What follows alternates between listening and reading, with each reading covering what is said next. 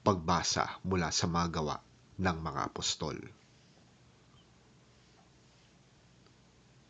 Iniharap nila sa Sanhedrin ang mga apostol at siniyasat sila ng pinakapunong pari. Sinabi niya, "Hindi ba mahigpit namin kayong pinagbawalang mangaral sa pangalan ng Jesus na yan? Ngunit tingnan ninyo ang inyong ginawa. Laganap na sa Jerusalem ang inyong itinuturo at nais pa ninyo kaming papanagutin sa pagkamatay ng taong yan." Sumagot si Pedro at ang ibang mga apostol, "Sa Diyos kami dapat sumunod at hindi sa tao. Ang Diyos ng ating mga ninuno ang muling bumuhay kay Jesus na pinatay ninyo nang siya'y inyong ipapako sa krus. Iniakyat siya ng Diyos sa kanyang kanan bilang tagapanguna at tagapagligtas upang bigyan ang mga Israelita ng pagkakataong magsisi at tumalikod sa kasalanan at nang sa gayon ay magkamit sila ng kapatawaran.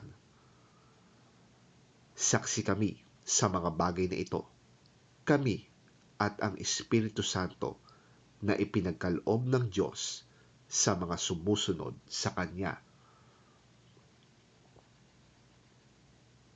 Nagngit-ngit sa galit ang mga bumubuo ng Sanhedrin nang marinig ito, at nais nilang ipapatay ang mga apostol.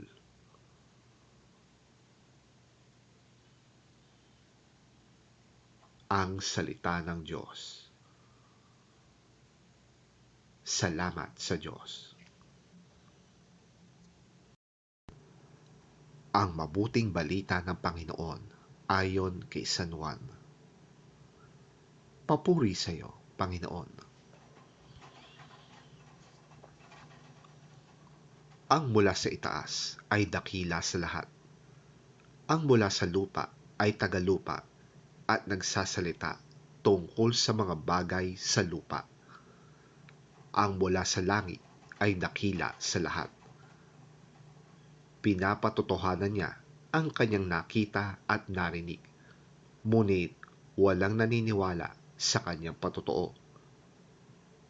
Ang naniniwala sa kanyang patotoo ay nagpapatunay na ang sinabi ng Diyos ay totoo.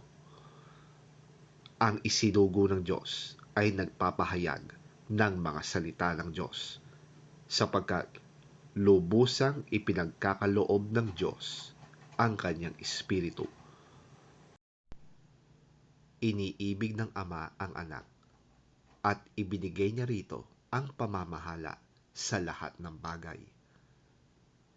Ang sumasampalataya sa Anak ay may buhay na walang hanggan, ngunit ang hindi sumusunod sa Anak ay hindi magkakaroon ng buhay.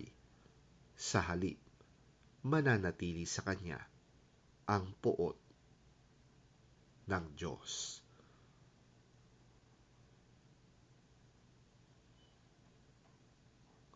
Ang salita ng Diyos. Salamat sa Diyos.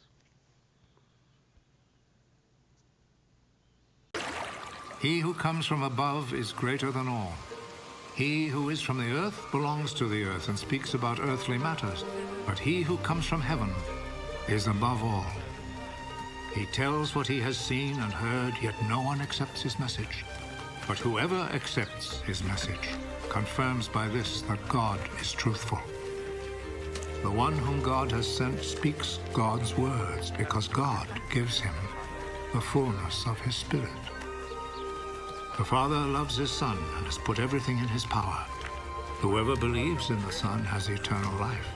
Whoever disobeys the Son will not have life, but will remain under God's punishment.